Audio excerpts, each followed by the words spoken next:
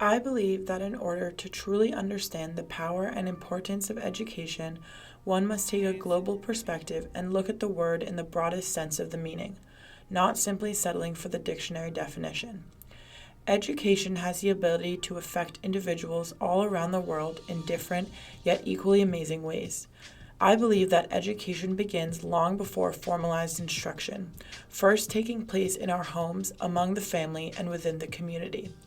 With the power that education grants us, we can go about achieving our goals entirely based off the knowledge and experiences that education has provided. I also believe that the key to a thriving educational system is one that adapts to change and molds itself to the important issues and demands of present day. While learning about our history is vital information, it cannot overshadow the value of educating people about what the future holds and how best to excel in these conditions. While there is not one set way to go about educating the masses, I believe that in order for education to have the biggest effect on the most people, the classroom must revolve around the idea of creating a balance. This balance needs to not only exist in the form of a variety of stimulating academics, but also in regard to the selection of non-academic classes for students to engage in, such as the arts, music, and sports.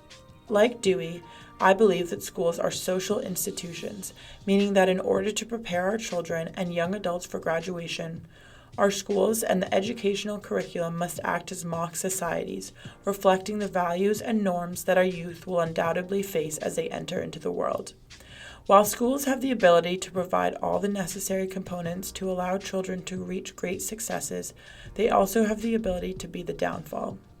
The focus of our educational system has become so centered around standardized testing, and those who are not compatible with this form of assessment are falling by the wayside. Uninterested and unmotivated, many of these young minds are instead dropping out of school and turning to other forms of activity. It is our responsibility as an educated society to see these flaws in our system and cater to those who desperately need to enjoy being in the classroom. I believe that the true meaning of education has been lost to the competitive nature of schools wanting to come out on top. Creativity and alternative meanings of teaching have left the classroom, and a rigid curriculum has been implemented in its place.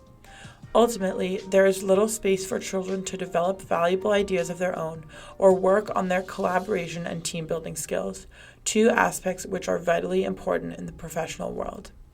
And so, as I continue forward on my educational journey, may it be as a student, parent, or teacher, I will carry these beliefs with me.